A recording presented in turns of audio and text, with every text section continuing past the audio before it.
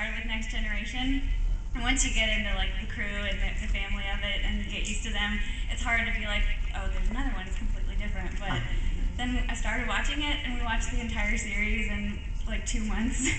I just couldn't stop, and now Voyager is very much my favorite. I loved your sense of humor in it. I just loved everything about it. I loved you as the captain. So thank you for being wonderful. Oh, how lovely. Thank you. My question is, one of the things I love about Star Trek is that it has so many like political statements in different episodes, and so my question is, what is your favorite episode with one of those kind of statements? Well, that's almost impossible to answer because they all have such a wonderful moral or political or philosophical dilemma at their core. But I remember being particularly invested in Death Wish, the right to suicide in the continuum. John Delancey, of course, is a great personal friend, wonderful to play with. Janeway resists this initially with every particle of her being. There is no right to suicide. Suicide is a selfish act. Suicide leaves in its wake nothing but despair and grief for those left behind. It was only that young man's great testimony, his yearning to be free of eternal life, that turned Janeway's philosophical thinking into, I suppose one should have a right to determine the course of one's own life. So I remember going through the vicissitudes of, the agony and the ecstasy of it. And I just think that was Star Trek at its best. At its best. Death Wish. Yes. Thank you. Thank you. Did you all see Death Wish? Wasn't it a remarkable premise? Really, really fine. Yes. Hi. Voyager came on when I was going through high school, so I saw myself as B'Elanna Torres, like with the attitude and the crush on Tom Paris to go with it. But growing up, I didn't have a Janeway. So now my friend Karen and I are trying to kind of be that technical role model, not just a female role model, but a technical female role model for young girls. At our job, we do a technical camp, where we have female engineers come and we kind of show them things about engineering and science and technology careers. Where? Twice a year. Where? We work at IBM in North Carolina. We're both engineers. I'm a hardware engineer, she's a software engineer. And we wanted to ask you a favor, if you could maybe make like a 30-second spot or something to put on YouTube, just encouraging young girls and women, because it's important for them to see people like us, but it's like the wow factor when they. How do you want me to do that? Ready?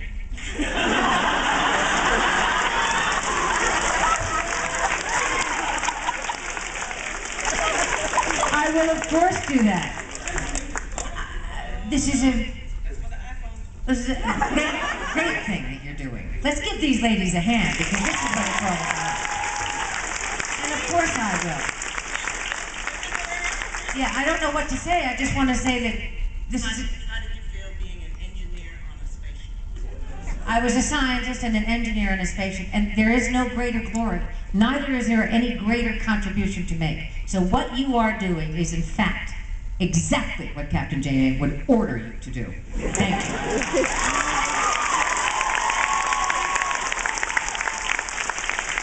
I love women like that. They make it happen. Yes, sir. I don't have a question. I just wanted to thank you. Janeway inspired me to become a sociologist. So, thank you for giving me my first love. You see? Oh, come here and take my hand. What's your name? Great. Do you love it? I love sociology. It has what God has gotten me through my entire life.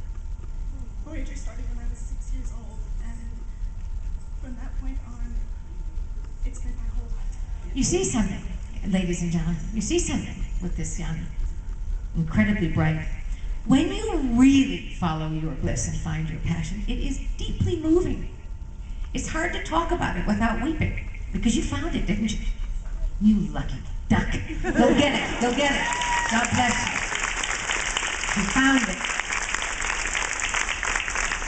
You can't help but cry when it's... Because I think sometimes people miss their passion in life. I don't know how they do it, but they miss it. And then it goes by. But I found mine, and she found hers. And it's just It's so moving. Yes, darling. I like your colors. Thanks.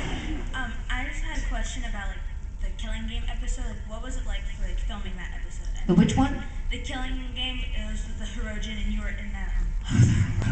You were like Katrine in the Really, big those clothes. Hirogen. You know, first of all, very big, right? Yeah. Very hairy. Big heads. Wonderful to kill them. Really. The only species I couldn't stand was 8472. Guess why? They were invisible. Very frustrating. I loved the Killing Game. It was great. Wasn't that also with that marvelous actor? Very famous actor.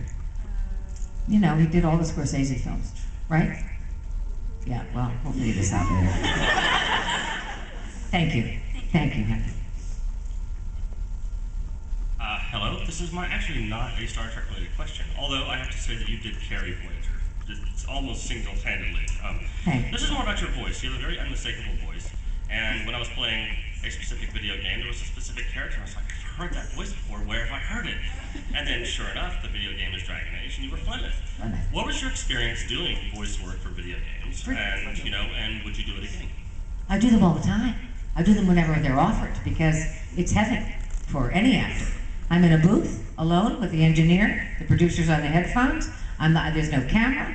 The expectations are absolutely in my imagination and in my mind. And then I can create whatever I want to create. You can go wherever you want with it. And Flemeth was a big, big hit because she is what she is. So I hope there's another one. I think there's been talk of another one. Excellent. Thank you. Thank you very much. Thank you. Garrett Wong does an imitation of my voice. Very badly. Do you really think I talk like that? Do I talk like that? Can you imagine being commanded by somebody else? Yes. There's the one I want. Hi. Hi. Hi. Hi.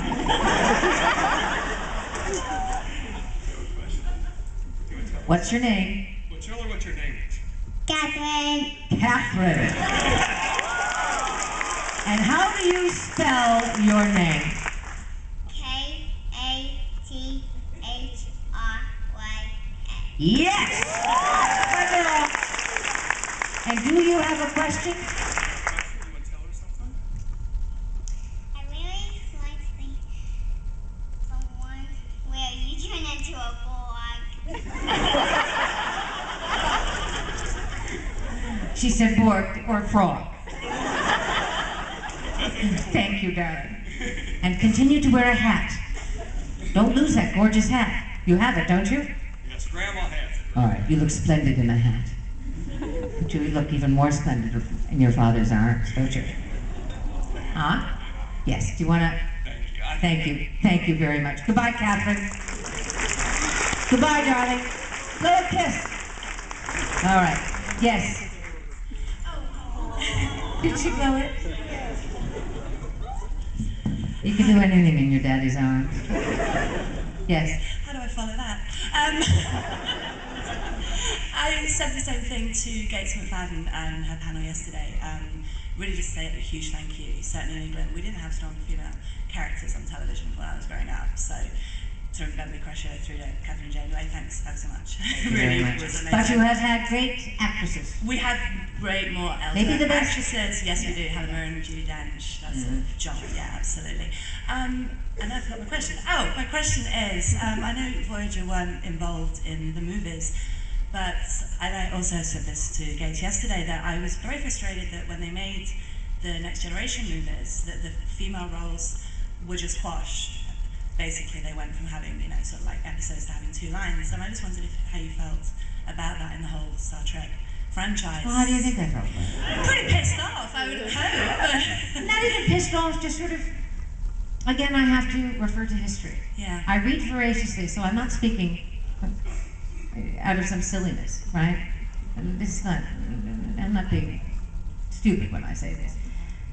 It's a great loss, historically, that there is not more equality. It is equality that makes it interesting. Why we live in this continual fear that it makes it uninteresting is quite beyond what I can grasp.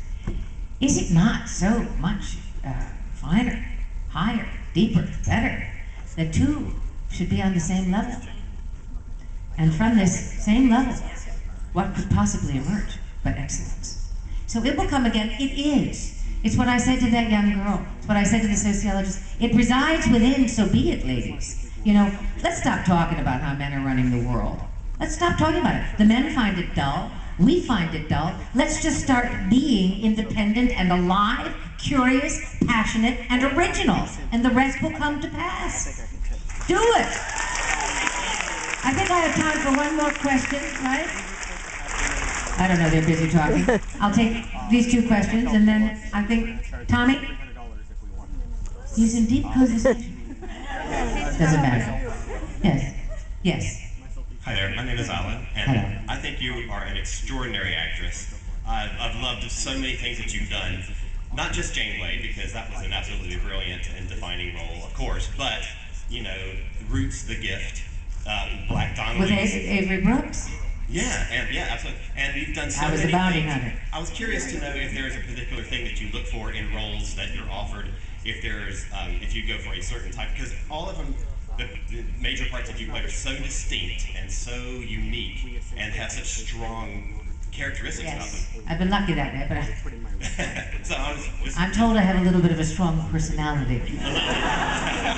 But this has changed, perhaps, with my new series called NTSF